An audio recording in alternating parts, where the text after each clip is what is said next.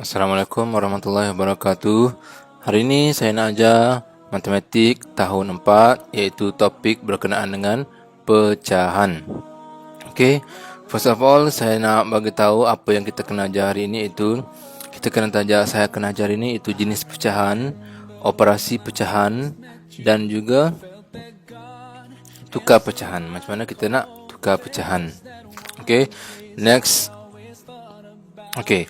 First of all, kita kena tahu dia punya apa itu sebenarnya pecahan. Pecahan tu ialah nombor yang menunjukkan sebahagian daripada satu bahagian penuh. Maksudnya, kalau yang kita guna sekarang ni dalam kehidupan kita seharian. Contohnya macam pizza. Okey, mak kita beli pizza, lepas tu kita nak potong. Kita potong apa? Kita potong 8, kita potong 4. Lepas tu telur, macam mana kita makan nasi lemak. Daripada satu telur tu, kita potong setengah. So, setengah ni kita bagi ke adik, setengah kita bagi dekat abang ataupun orang penjual nasi lemak, dia belah. Okey. Lepas tu buah. Buah apa kita makan? Biasa kita makan buah betik, buah tembikai. So, semua tu yang kita kena belah. Kita tak ada kita makan, ambil terus makan satu biji masuk dalam mulut. Yang tu tak ada. Kita terus kena asing-asing kena belah. Yang tu itu pecahan sebenarnya.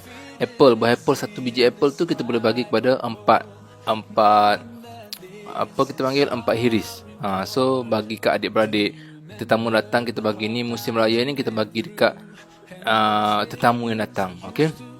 Lepas tu kita kena tahu apa yang ada pada penyebut tu. Kita ada penyebut tu, dan pecahan tu kita ada dua nama je, iaitu nama kat atas tu kita panggil pengangka. Okey. Yang dekat bawah tu kita panggil sebagai penyebut. Okey. Contoh lain ialah tembikai. Nampak tembikai, kita beli satu tembikai, kita potong. Tembikai tu kita potong 5, potong 4, potong 10 supaya dia lagi kecil daripada satu biji, jadi makin kecil. Itulah sebenarnya pecahan.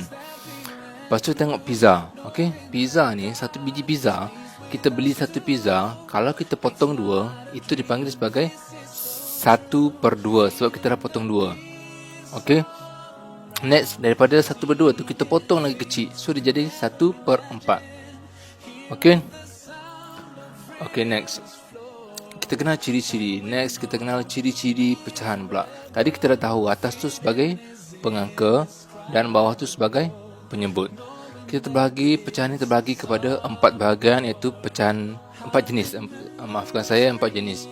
Iaitu pecahan wajar, pecahan tak wajar nombor 2, nombor 3 nombor bercampur dan pecahan setara.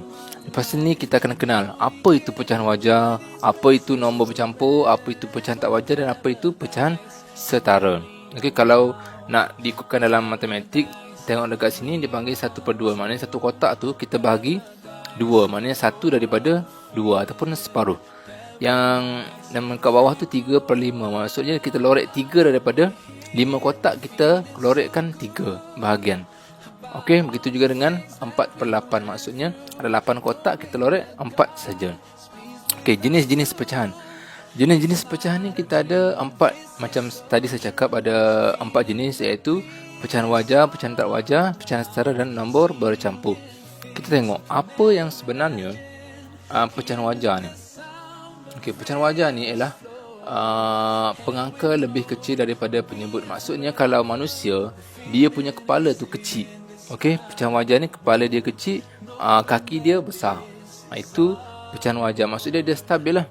Okey, kaki dia besar, maksudnya dia tak jatuh. Okey, lepas tu pecahan tak wajar. Kalau pecahan tak wajar ni maksudnya kat sini terbalik. Pengangka lebih besar daripada penyebut. Maksud dia kalau manusia ni, dia punya kepala tu besar, kaki dia kecil. Okey, so kalau macam ni, kalau manusia dia mudah tumbang. Next, kita pergi kepada pecahan setara. Kalau pecahan setara ni maksud dia balance. Okey, stabil. Ataupun kita boleh dua pecahan yang sama nilainya. Maksud dia kalau setara ni maksud dia kalau kita guna sifar 2 ke sifar 6 ke sifar 3, kita boleh kecilkan dia. Okey. Next ialah nombor bercampur. Nombor bercampur ni kena ingat terdiri daripada nombor bulat dan pecahan wajar. Nombor bulat ni apa? Nombor bulat ni ialah nombor yang single. 1, 2, 3, 4, 5, 6, 7 sampai 1000 tu kita panggil nombor bulat yang dicampurkan dengan nombor pecahan. Maksud dia nombor bulat campur dengan nombor pecahan. Contohnya macam 2, 3/5. Cara kita sebut ialah 2, 3/5.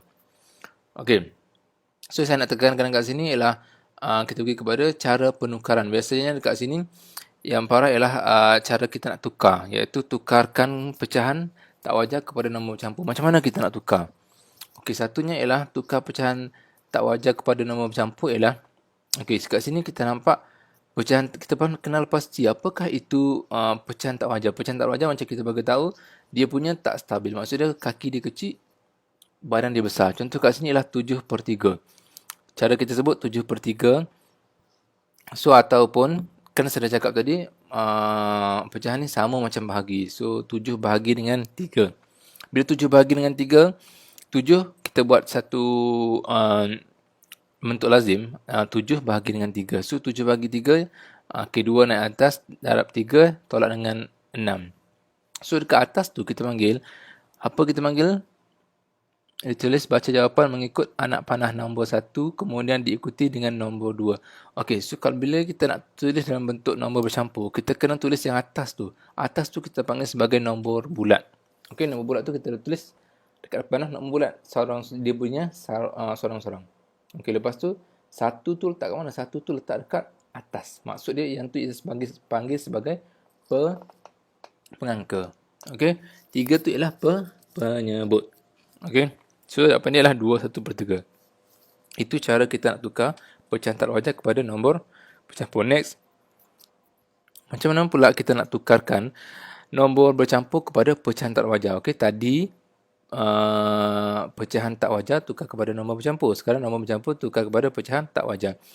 Yang ni kalau nombor bercampur, kalau kita nak tukar, dia takkan jadi pecahan wajar. Sebab apa? Sebab wajar tu memang dah stabil. Dia akan jadi pecahan yang tak wajar. Contohnya kat sini, 3/5/9. Cara kita sebut 3/5/9.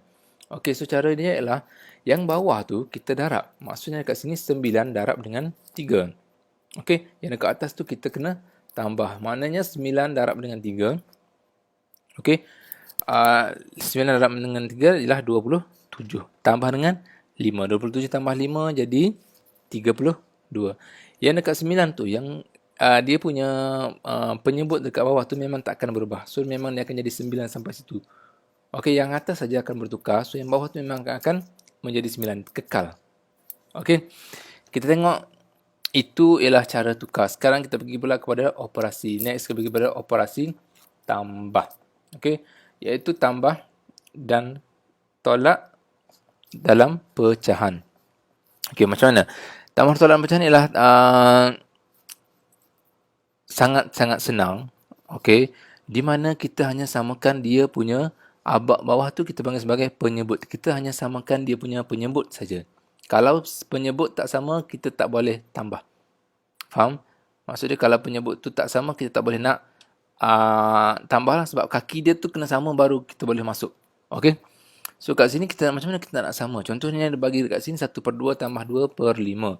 So macam mana kita nak sama? Kita darab saja. Kita bagi darab silang. Maksud dia apa yang penyebut dekat situ? Penyebut dekat situ ialah nombor 5. So 1/2 darab dengan 5. 5/5. Nah, tengok contoh yang macam dia buat. Yang tu 2/5. Apa penyebut yang tak ada dekat situ? Darab saja dengan 2. So dapat jawapan 5/10 tambah 4/10 dapat 9/10. Okey. Tolak pun sama. Tolak basic dia, kaki kena sama. So, kalau tambah pun macam tu, tolak pun macam tu. Okey? Kaki sama. Okey, next kita beri kepada bahagi dalam pecahan. Okey, bahagi dalam pecahan ni ialah pun tak susah. Ini paling senang. Sebab apa? Sebab darab saja. Dia tak perlu nak samakan kaki, terus darab. Okay, contoh 1/4 darab 3/5. Darab saja. 1 darab 3, 4 darab 5. Dapat jawapan. Okey. Yang untuk bahagi pula, bahagi dia terbalik. 5/9 bahagi dengan 2/3, okey? Maksudnya macam tu. Kita tak akan buat 5 bahagi 2, 9 bahagi 3. Yang tu bukan. Itu bukan caranya. Lagi senang. Darab dengan bahagi untuk dalam konsep pecahan ni, darab pun kita kena darab, bahagi pun kita kena darab. Tapi dengan syarat yang pasangan dia tu nak darab, kita kena terbalikkan dia punya nombor. Contohnya kat sini kita tengok nombor 7 bahagi pecahan. Okey, 59 bahagi dengan 2/3. Maksud dia 59 darab dengan 3/2. Lepas tu darab macam biasa. Okey. Itu saja untuk saya pada hari ini. So, sekian daripada saya, Ustaz Safwan, untuk matematik tahun 4 bagi nombor pecahan. So, nanti latihan kita akan menyusul sebentar nanti.